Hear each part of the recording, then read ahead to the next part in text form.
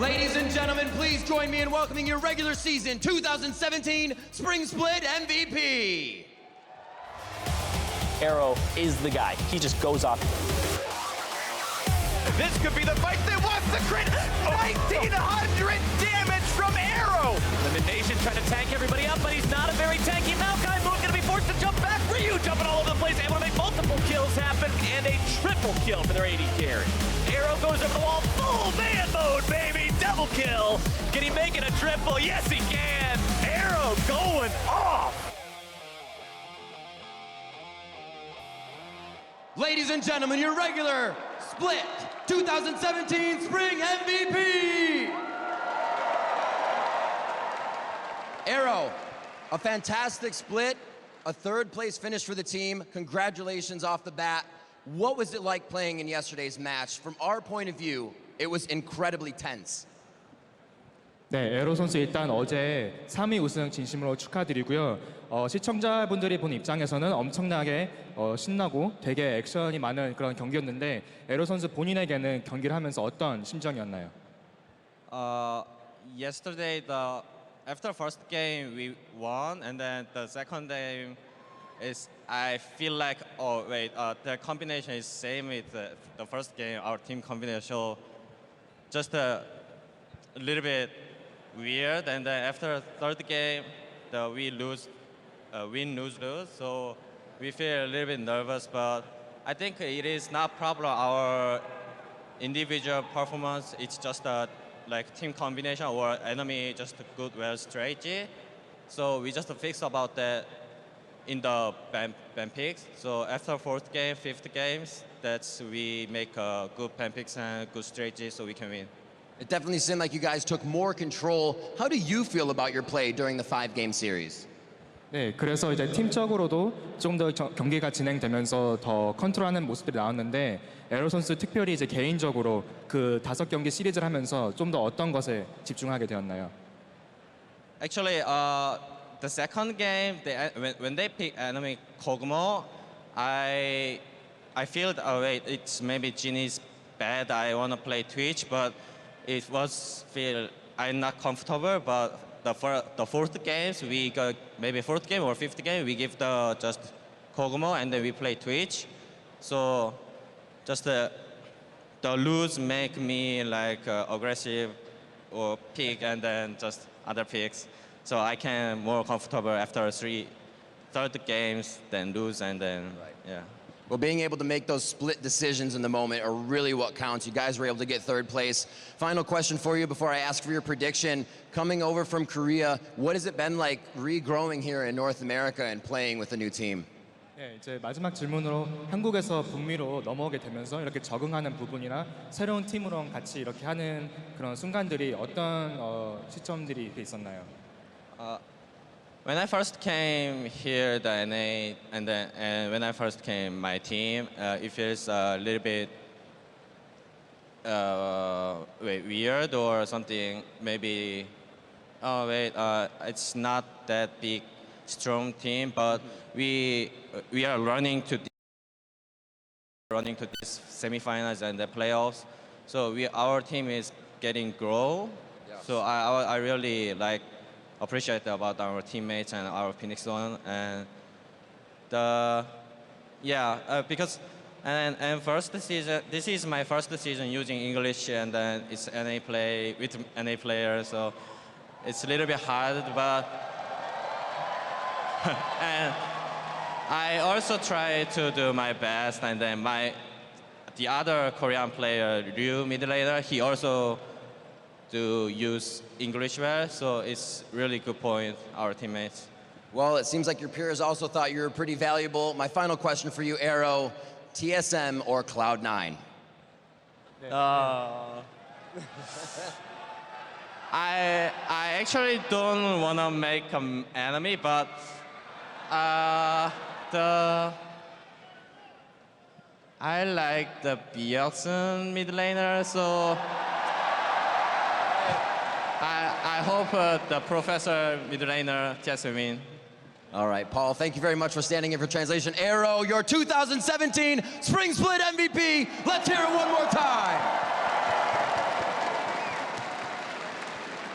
Welcome back, everyone, and amazing to hear that from Arrow, the MVP. I mean, what a regular season this guy has to have to not be playing in the finals and still make MVP. I mean, he was insane throughout the whole split. I think that the biggest thing about Arrow was there was hard to find mistakes that he was making in these individual games. You know, when you look at a lot of the players, it's like, oh, he had a bad game here, a bad game there. Throughout almost the entire regular split, he was really, really consistent. Yeah, I think the important thing to keep in mind is it's a regular season as well. This was one of the closest MVP races there's ever been in North America. There were 4 people that got a lot of votes.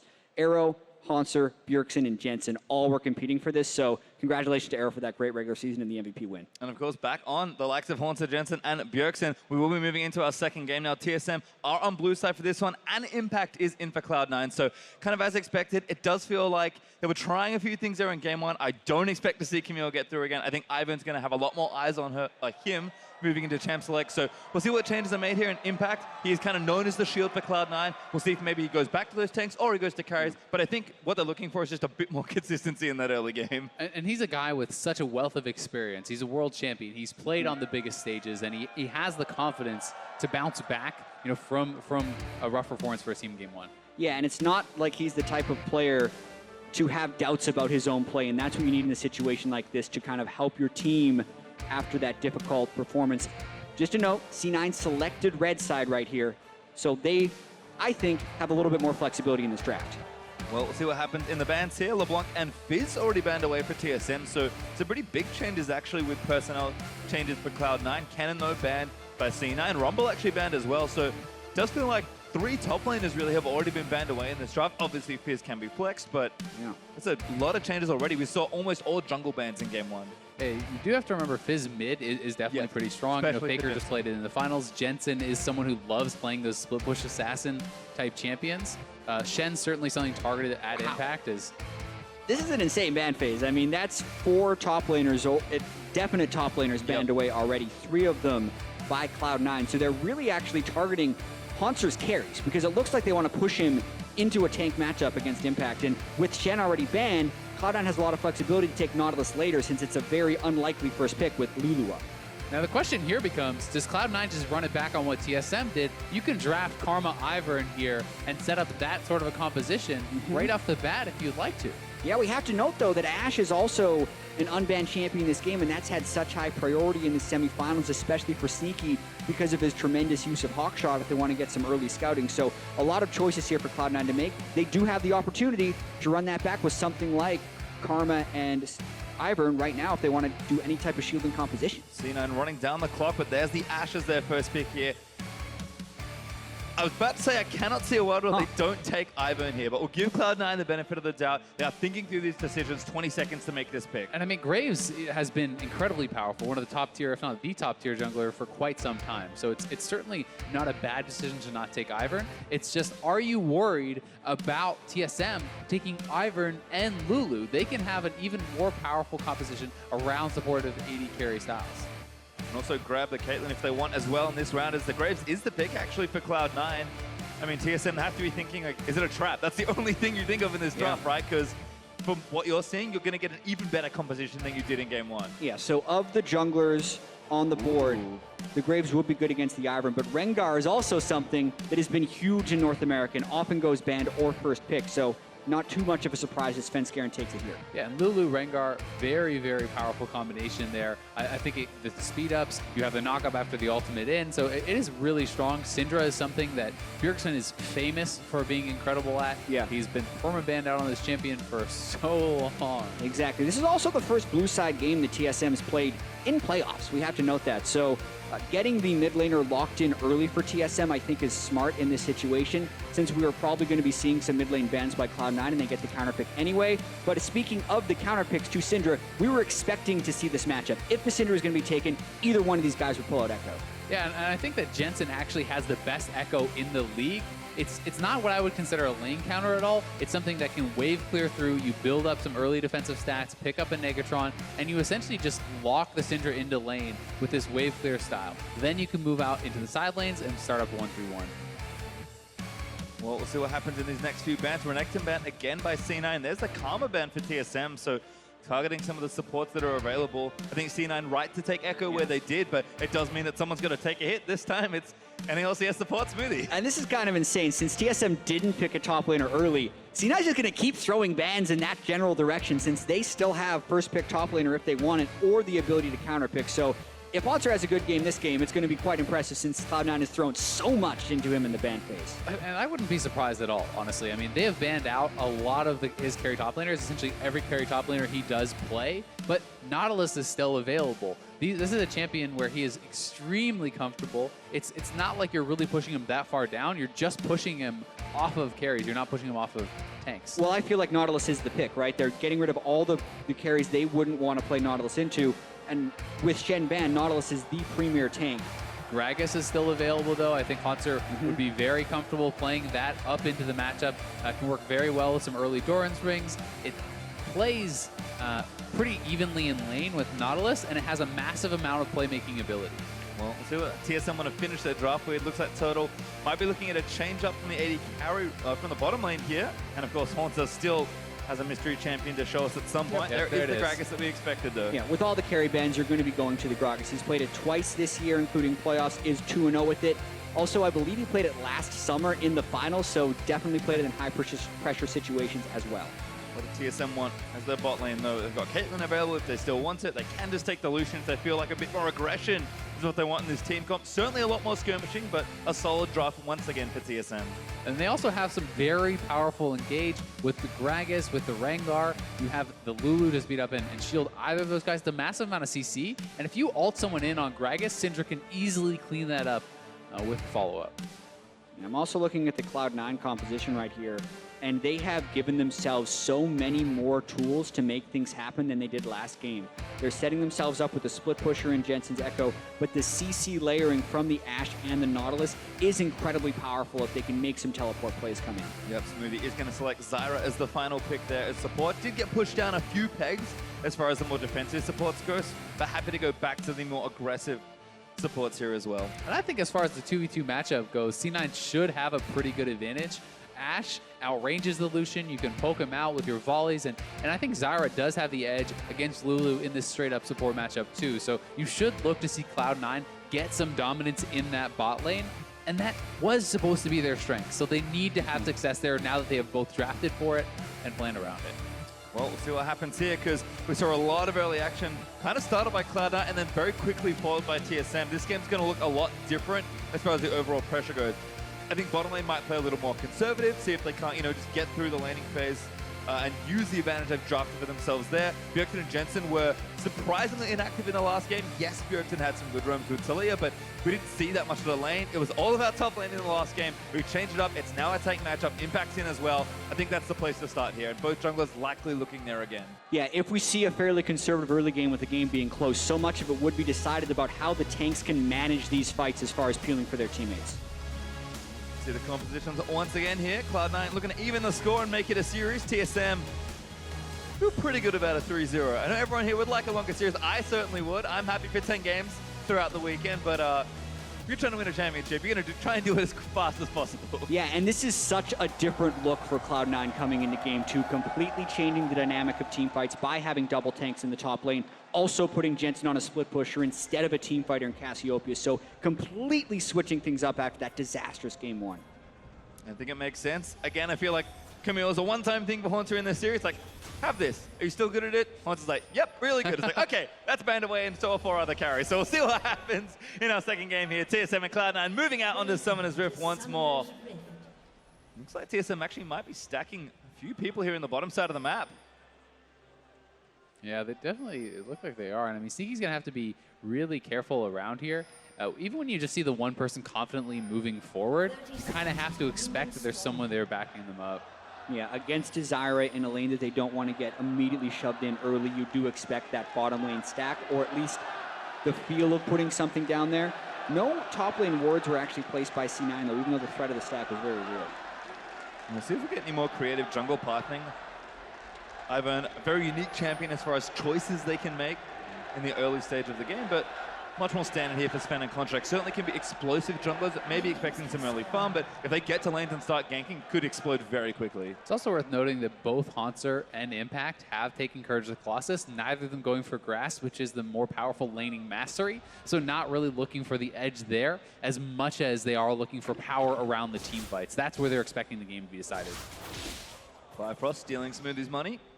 Gets a couple procs there from the Spell Thieves. Hauntzer moving in towards the Raptor game, but Impact actually here to block that. Trying to get a peek in, see where they start. I don't think they spotted Contract, but probably have a good idea of where he is, since both junglers are going to be starting Raptors here. Graves starts Raptors almost every single time, and I do believe that they are aware of where he's going to be starting. You can certainly expect it. Being that ranged jungler, you can essentially clear wherever you want, though, and stay very healthy. Yeah, it gives you a lot of flexibility, especially if Contracts wants to try to counter jungler, because so many Rengars actually do a full clear of their red side, and that would leave them open to have a buff stolen away. But after the first blood that happened to Contracts on an invade last game, he's going with a more conservative clear. Does take the red and move over to his right-hand side of the jungle. Looks like he might have actually pinged straight towards the blue buff, so we'll see if he makes a stop by these wolves. Definitely could look to do that. And I mean, a path towards bot side, where TSM is pushing pretty heavily, could also be very effective. You do actually have pretty good gank setup with that Zyra if you can connect with a flash route. Graves can sometimes come in. Yeah, and for as much as Rengar is feared, he's not feared at level 3, especially because of his early jungle clears, unless he got an amazing pull. So based on what's happened, Contracts could feel like he'd get a relatively uncontested gank bottom if he goes for it now. This is actually so smart from Impact. So he goes in, he drops off the ward. Not only that, but he takes away the blast cone, detonating that so that Svenskeren cannot use this to circumvent a ward to get over top and actually get a gank down on him. Looks like Contracts is continuing to farm. No did take Gromp and now moving towards his wolves. Svenskeren going to do the same, but great tracking here by Cloud9 with Impact's good ward in the jungle. Svenskeren, as he moves up towards this intersection, will be spotted here. Bjergsen, by the looks of things, warded right-hand side mid. I think seeing a Contract wanting to invade on that side, but not too much to take. And looks like teams are going to be a little blind here. Although Sven, like I mentioned earlier, is spotted, so he's going to take his blue buff, and looks like we'll just keep farming it out in the early game. And Contracts is pretty much doing about as conservative as a clear as he can. He's actually going to end up doing a full camp clear, looking like he was heading up towards topside, but we'll at least clear this ward out and leave some additional threat onto Bjergsen. This mid lane matchup can be very snowbally because Syndra, Smoothie. Getting ignited, Turtle flashed in again. Bifrost also flashes through. Bottom lane's playing real aggressive today for TSM. 7 summoners burned in the early trade. Smoothie still living with a fairly healthy amount. No smite for either jungler here, so won't be able to look for that steal. Sven does spot Contracts, but Contracts should be able to take this down. Haunts are going to be a little too late to the party, and Contracts gets the majority of the camp. I really do like the way that TSM bot lane is actually playing this matchup, because if you sit back, if you play it slow, you will get poked out. Really, the only way you can effectively trade as Lucian in this matchup is playing pretty aggressively. That said, it can be capitalized on. And Scarin is trying to steal Raptors away. Going to get a couple of baby ones. Contracts gets the next one, but Sven might lose his life for it. Contracts still going to chase him down. Red Buff's going to make this problematic. miss from Contracts. Try and turn it around, and now the TPs are coming in. Sven flashes over. Jensen's going to spot him. First blood over to Cloud9. And the blue buff ends up on Jensen there. That is so frustrating for Bjergsen to have happen. It means Echo is going to have infinite wave clear in this matchup. And this has been Svenskaren's big issue throughout the regular season, is dying on solo invades. Bjergsen was in a recall pattern. He couldn't help him immediately right here. So Jensen actually has teleport in this matchup, able to secure this kill on Sven, because he's going to lose that duel onto Contracts. Svenskeren used all his spells clearing the Raptor camp, gives the blue buff in first blood to Jensen. And really, I think it was the fact that Jensen was in base that gave him the confidence to do it. He underestimated that teleport, didn't know there would be a ward in position for him to take him out. And because Bjergsen had lane priority when he started that up, he felt like he was safe. Well, not safe at all. First blood over to Cloud9 this time around. Jensen going to be very happy with a bit of an early lead. And it's so important in this mid lane matchup, because what can happen is the Echo can essentially get too powerful that you can't poke him out, you can't 100 to 0, and if he builds up some resistances or even early proto belt, he can just straight up kill that Syndra. And the Syndra needs to stay strong enough to be able to 100 to 0 and kind of threaten that. Yeah, and having level 6 first as well can just make him so brazen with his moves right here. If he gets poked out, he can use the ultimate to come back to lane. Since his teleport was burned to get the blue buff, but this just extends Jensen's laning phase so easily and allows him to get in that split push phase. Roam down from Impact though, just for a ward. Gonna get a control ward into that pixel brush. Hawkshot gonna get a lot of info here. Just scanning through the majority of the jungle. Finally spots out Svenskeren. Sneaky, just so much experience on this champion. Yeah, and I'm glad the observers showed this because a lot of people would question why Ashe is such a high priority when you don't see it smashing or hard carrying a lot of games. It has a strong leading phase, but also just gives you so much extra control early on in the game. That was an unwarded jungle that they just gained total knowledge about. Contract thought about a play in the bottom lane, but does not use the blast cone to maybe set up a dive. Sneaky not 6 just yet, so a little trickier to set up for some sort of gank. Yeah, that level 6 for the C9 bot lane is going to be incredibly important because if you hit the arrow, you land the full follow-up from the Zyra. It's such an easy all-in to execute. If you do have a TP coming in or the jungler assistance, it's very difficult to escape. See Jensen actually playing around with his minion wave, but actually Contract's pulls it waiting and for freezes Sven. it as Sven. Contract's only level 5 here, and he did get spotted just by the tail end, so Svenskeren's going to want to stop him here, but he's got to be careful not to get Sven clapped has on. no smite, so Contracts could take this, but we'll see. Sneaky Sneaky's gonna get gone caught in out. rotation though. Total and Bifrost gonna take him down. C9 trying to make a play, but it could cost him their AD carries. Live Contracts though gonna come down as Rengar actually popped the ultimate, sees Contracts, but Sneaky gets out. The big story there was Bjergsen was not in position. He was in base, so they could not fully commit to that fight. Good hook there from Impact as well onto Haunter. Triple Doran's battles here in the top lane. And one of the biggest things about that is it also costs Sven his ultimate. That first ultimate on Rengar is extremely important, and Contracts not only gets away the red buff, he's now level 6. Sneaky gets away, so very big for C9. An incredibly brazen invade there, and that's one of those things that you'd think would backfire for Contracts, but because of the situation, able to get out of it. Svenskeren now wants something back because their dual lane is pushed up. Well, good ultimate there from Haunter. Oh, checking the turret! Looking for the solo kill, needs a little more damage. Depth touchdown. Goes to the glove, it's not enough. Haunter outplays Impact. Triple Dorans to triple Dorans, the rare solo kill in tank matchups. Haunter is on fire. Bjergsen looking for Contracts damage, not enough from the Cinder, but Sven gonna leap in and take him down. Now Jensen in trouble, not quite in leap lane. Jensen gets away. TSM winning on both sides of the map there. What an outplay from Haunter. We'll have to see it again, but with those minions get cleared out, you can ult them into the turret, takes a couple shots. Just beautiful from Haunter. Burns his flash there as well, so Impact potentially vulnerable to jungle pressure now as well. And just when you think Cloud9 have arrested control of the game, TSM have a few acts, but Jensen's just gonna go ahead and dive Bjergsen. Bjergsen just can't He's do gonna get anything. him. Jensen getting the solo kill. Oh my God! Barely miscalculates. The moments in these games, Jensen had so many advantages on Bjergsen, thought he'd get the solo kill. His plan was one last auto, ult back. He didn't get the last auto and wasn't willing to ult back until he got the kill. That's a killer. That is just brutal. I mean, throws his advantage away. He could have ulted out early. It looked like he would have had him, but the phase dive was not up. And Jensen, you can see, was just distraught there on the player cams, looking devastated after that misplay. And this is huge for C9's in-game mentality. They need to be able to withstand this storm. They just had both of their solo laners, who have been rocks for them during the regular season, die in 1v1 situations. This one, though, could have easily been avoided for Jensen. He was the one going to make the big play.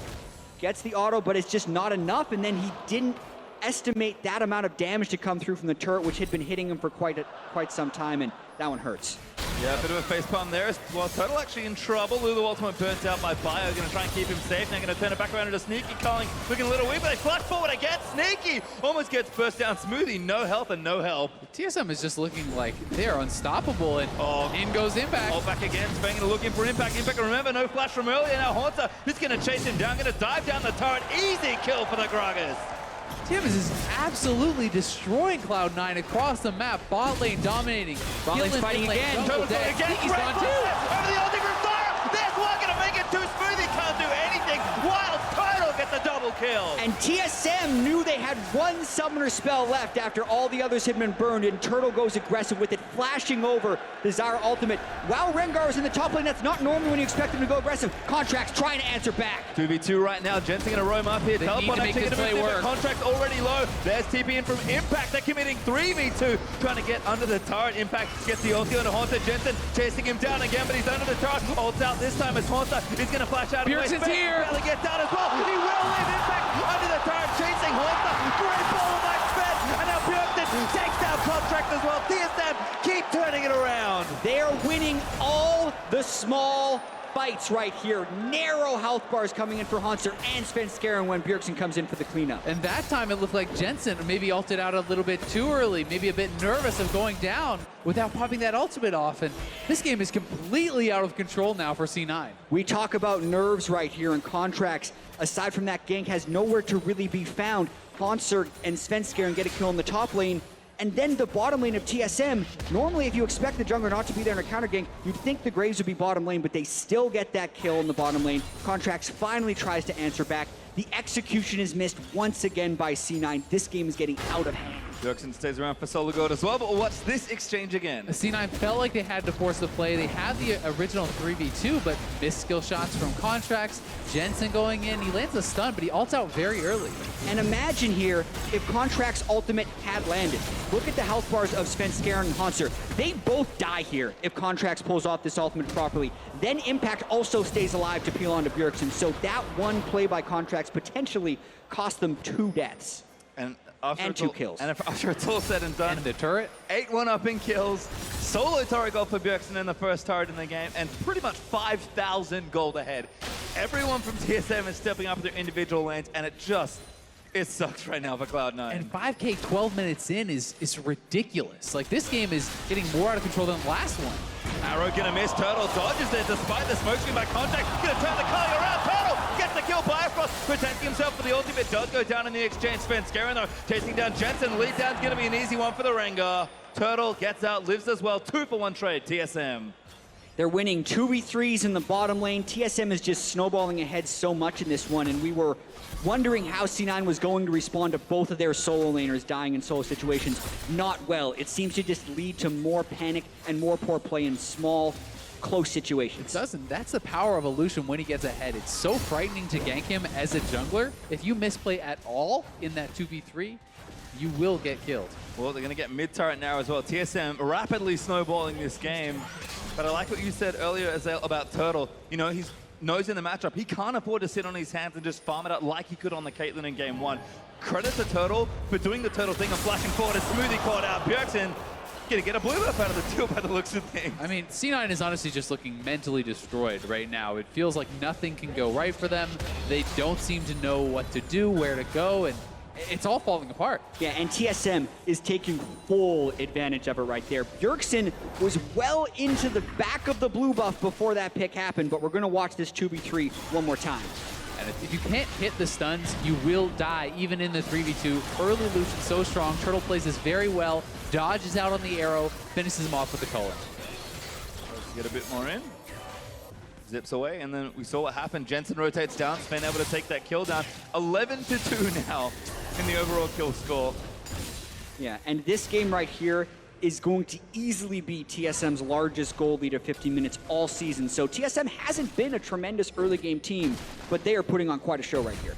And with the power point that Bjergsen is at now, Morello's completed, double spell pen items. He can one round almost anyone on the map besides maybe Impact. Wilmont's getting chased down. 3 members now. Smoothie locks him up with the roots. Now Contract going to move it in, but Smoothie just doesn't use the ultimate or didn't have it as Contract.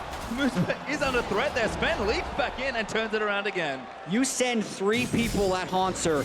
Impact dredgelines a minion after ulting him, and then Svenskeren comes in for the counter kill. It just keeps going well for TSM. It keeps going wrong for Cloud9, unfortunately for them. Going to keep pushing down. They've already taken the 3 outer turrets. This gold lead is fast approaching 10,000 gold. We've just crested the 15-minute mark. You said it already. This is going to be their largest gold lead of the season. Look at that, 7.3 thousand at 15 minutes. Even 3,000 gold higher than their largest lead. Jensen diving in again. He wants to try and make a play, but he's gets back to a minion. Bjergsen going to try and make it happen. Yep. Sneaky Gameplay. That's what I was talking about. You hit this power point this early, level 11, double spell pen, Barella Namakon. You will 100-0 any squishy player on the other team. And at this point, it's not just looking at the gold lead, it's looking at TSM might be able to close this out faster than any game this split. And Sneaky's level 8. Didn't go at Doran's start. He has 984 max health. Yes, Bjergsen's ultimate's doing that to him right there, so TSM is just crushing here. This turret's going to fall as well. It's 4 going to make it 5 in very quick succession. TSM just snowballing this one once again, completely out of control. They are just comically ahead, and at this point, all C9 can do is hope for a horrible mistake from TSM. A good play from you, no matter how good, does not win you this game now. Yeah, but these types of things, I think, really show the pressure and the way different players and teams respond to it. TSM are the defending champions. Every player on this team has been in stressful world situations before, whereas the last time Cloud9 was on the stage, they did have some problems then, because you see that 7,000 gold lead that TSM has, 3,000 gold higher than the regular season. That doesn't happen without some level of tilt happening from your opponent, or for TSM really stepping up to the occasion. Well, these two are just at it again. Svenskeren and Haunter have been quite the pair. Svenflash has gone into the brush. What a stylish play to take down Jensen. Really nice from Sven there, and it's gotta feel hopeless for Jensen at this point. Contracts in 2 games has not gotten a kill. Like, he has not been able to get involved really at all in either game. And Svenskeren has been massive in game 1 and game 2, playing super well. And Turtle getting CC chained in. Lou the Walty shield, not quite enough. I could be wrong. Turtle, how did you live? Now the TP in. Sneaky getting chased down by Bjergsen. Chased down by Sneaky, but Bjergsen in for the trade kill.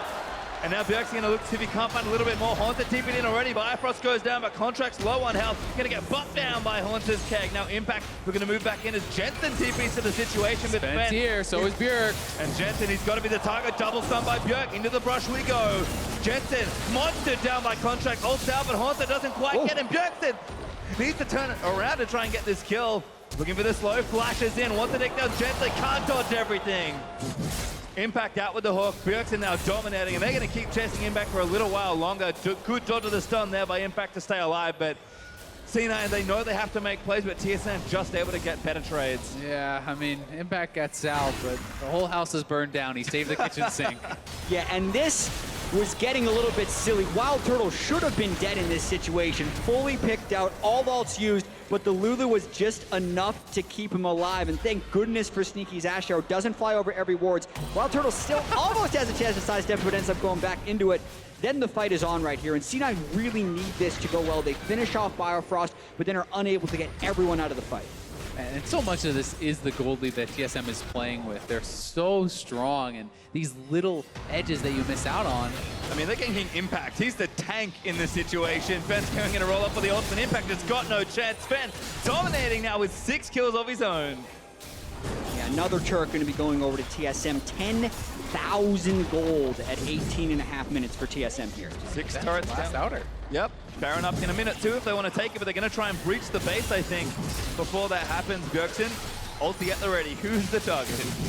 Anyone. Yep. You get in range of him at all, he's going to one-shot you. Contract looking for the play. Ulti there by Bio, going to keep Sven alive, but Sneaky goes down. Bjergsen didn't even need the ultimate. There's absolutely nothing used it, though. that Sneaky can do. If he walks up, if Smoothie walks up, he'll get one comboed, and TSM, 320 minutes breaking the base. Yeah, I mean, you could say, hey, Sneaky built some magic resist, but then he's never killing anyone. He's not even gotten his second part of an item completed right there. Blade of the Ruin King, you normally want to go Hurricane next. He is just so far behind the curve right now and paying the price. Yep, I mean, Syndra did get changed, but at this point, it doesn't really matter.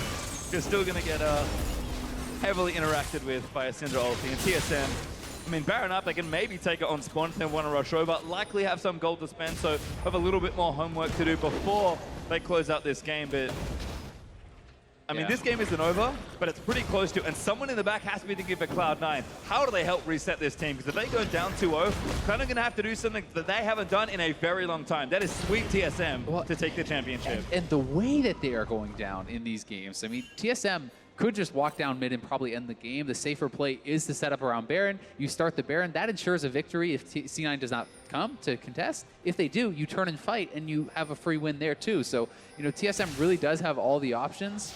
The only way C9 could kind of stave them off for a little bit longer is perhaps a Baron steal and a complete boss from TSM. Yeah, and that is why TSM is generally playing it slow. And I mean, the only fear you'd have of TSM for Game 3 right here is that you're winning by too much, and that's impacting your decision making if you're Sounds actually like a first world problem. Yeah, if you're actually in a close game, because there's been situations here where Turtle's getting picked off or where a bunch of TSM people get away with 10 health, where if C9 wasn't 5 to 10,000 gold behind, that could actually be going in their favor. So C9 need to just, again, reset. But at the start of this game, they were very close to pulling off a few good plays. It's just A little bit close doesn't count for anything in this game. Man, the problem is you don't have a third sub. There's no next guy sitting on the bench to bring in here to be like, it's okay, we got Impact now. Reaper played top lane once. There you go, top lane. Let me tell you, never mind. Jensen actually gonna get chased down here by Turtle. Does get himself out of the way with Proto Belt. I casted Reaper's early games when he was on technically pre-SKT. That man technically played top lane. I've never seen a Wukong top go mid lane more often than I have in those games. So Reaper definitely had some fun ideas about where you want to go. But TSM, it's just business as usual for them at this point. Turret gonna fall, mid lane inhib soon to follow. Sven just gonna reveal them all with the ultimate and threaten a potential kill. And now the way pushing down bottom lane means again, all the administration is done. TSM looking to try and end it. Impact chasing down Turtle. Turtle zips over the wall. I mean, 2 inhibitors down without even clearing Baron. C9's not even willing to walk up to wave clear right now. They're so fearful of the one shot from Syndra. I think we're going to see one final desperation fight here from C9. Maybe not! Legendary gets 2 without the ultimate. Turtle gonna roam up there as Haunter now big with the ulti from Lulu, gonna look to chase down Impact as the ultimate out of Syndra. Doesn't quite delete one, but Haunter gonna grab himself a double. Now Contract's gonna get chased down. He gets out with the ultimate, but Jensen ulti's on the spot, gonna try and get a kill. Bjergsen another kill for himself, make it 9. As Jensen the only one left for Cloud9, and his turrets are starting to fall. Bjergsen gonna assert some dominance perhaps and try and get the last few kills here, but TSM gonna clean this one up. 22 minutes in, making it look like a speed run in the finals here so far. Jensen up again, Haunter bumps him down. Bjergsen is going to zone him out of the way. That's pushing back Smoothie.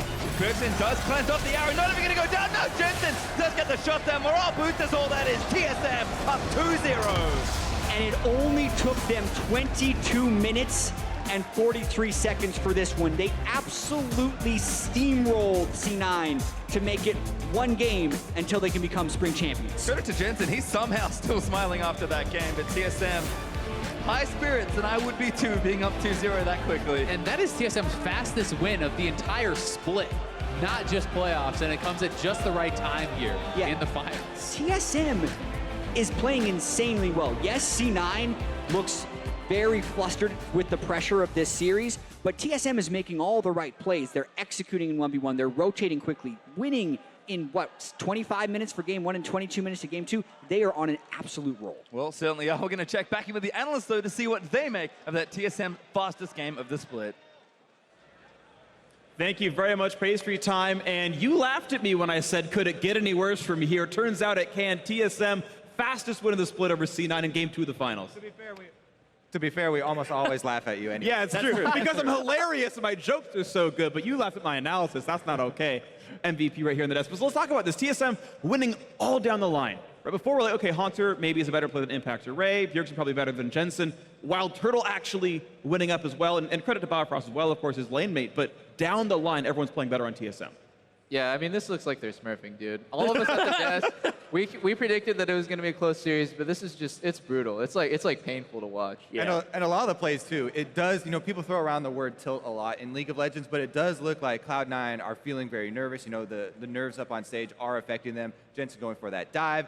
Impact getting ulted under the turret and solo killed in a tank v tank matchup. There are a lot of things here where Cloud9 are making a lot of mistakes. And it looks like desperation, kind of like a snowball. Like one person ended up losing part of the map, and then it's like, okay, well now I have to do this to try and get something back for our team. And the 2 solo kills that happened in that game in the 2 solo lanes, those were really big for me because I feel like those were ones that C9 were winning the matchup and they pushed too far. Impact has him underneath turret. He's winning the matchup because, you shove him in a little bit harder and you get to ward, etc.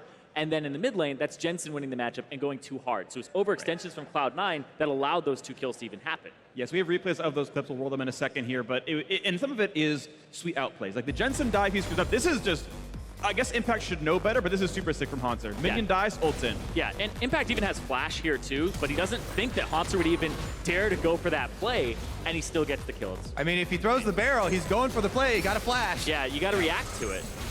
Yeah, this was pretty soon after, I believe. And it just looked like Jensen was like, all right, Impact died. I got to do something. The turret shots doing more damage with each successive hit there. Caught him off guard. He didn't quite calculate enough. Thought he could get just one more auto in before ulting. You could tell Jensen, a guy that really has a lot to prove, and he talks about wanting to prove himself specifically against Bjergsen because they're always compared as number 1 and number 2, but he's perennially number 2. It felt like that was a moment where he was like, this is my time. I'm going to solo kill Bjergsen. and it blew up in his face. I mean, that means he could have been #1 in the future, right? He got the flash first, and then if he just ulties back, he's able to actually go for a kill later on, because that matchup is Echo favored after a certain point. And this just reminds me of last finals when I was playing on TSM. Jensen also lost composure in a really crucial moment. Like this guy, he's obviously very good, but I feel like in his head he lives in the shadow of Bjergsen, so he feels like he has to play extra aggressive to prove himself, and it just ends up backfiring all the time. Yeah, and I wonder what that's going to do for Game 3 here for him, because at 17 minutes when he got killed in top lane, I actually watched his player cam, he's laughing. And I'm like, that's pretty much what you can do with that game, though. You have to kind of laugh that off. So that's promising that he didn't look as distraught as he did at the last finals. But we'll still see, because like you said, in his head, he's living in the shadow of Bjergsen. Don't know if he's smiling on the outside, but dead on the inside. Oh, gosh. That took a dark turn quickly. But yeah, and I want to sing praises of the rest of this TSM lineup. In the bot lane, Wild Turtle, again, up 20 minions at 10 minutes, up 23 at 15. He's consistent. And this one is a much closer matchup. I'd say this is more of a coin flip, 2-on-2 double if you know better than I do. Yeah. But this seemed like a lane where, okay, if you win this, you just played better. It's actually insane that they're able to win this matchup and Wild Turtle was up in CS, because if Lulu Lucian does not win against Ashe Zyra. Zyra is a pick into Lulu, and it totally pressures Lulu in level 6. You just double ulti someone, Lulu has to blow ulti, and then you just get pressured forever. So the fact that he was able to win this matchup is just, and get the 2v2 kills. I mean, I think Sneaky and Smoothie are playing some really horrible League, but they also are playing extremely well. Yeah, it definitely is a combination. You kind of have to get that to get a smashing this big. You're right, Freak. We did technically laugh at you after the earlier comment. But yeah, nobody expected this. As I said, this is the quickest game that TSM has actually finished all year long. And they're absolutely destroying C9, both playing well, and Cloud9 making a lot of mistakes. Okay, so let's redirect then. You're Cloud9, you're Reeford, you're any of those players. Like, what do you do to turn around? TSM's obviously on all cylinders. What's C9 do? I'm going to go down the line, Double, start with you. I'm going to say put Jensen back on a mage. He played way better on Cassio than he did on Echo, and he's less prone to making those mistakes. And as soon as you have a control mage and a tank top, I'd say play Impact again and put your bot lane on something that doesn't need team help in order to function. First game, they needed to gank on the Caitlyn or else they're going to lose their lane. This game, they need the ganks as Ashe, Zyra to set up the plays, but their solo lanes are like inting. So I think this game, put them on something more sustainable. Ezreal, Lucian, or even Caitlyn, and just let that play out while the solo lanes just play for the comp. Yeah, I think for me, it makes a little bit more sense to run Impact on blue side, blind pick your top laner, pick a tank, and then on red side, you run Ray, and you can run 1-3-1s, get a counter pick for Jensen so he can run an assassin, and you can split push, and then you can also get Ray on something like a Kennen to go for a split push as well. Yeah, I think these guys made a lot of good points for the lanes. The jungle as well, I think, is very important. You know, Contracts felt like he got scared away from Lee Sin, even though I thought that has been his best champion in multiple games in the regular season. So I don't think they should be scared to go back to that. All right, we'll see if C9 can play with the confidence they need then, if they can get themselves back out of the lanes. But we're going to be stepping away for a quick break. Stay tuned to see if C9 can bounce back against this dominant TSM in Game 3. Don't go anywhere. You're watching the North American LCS Spring Finals.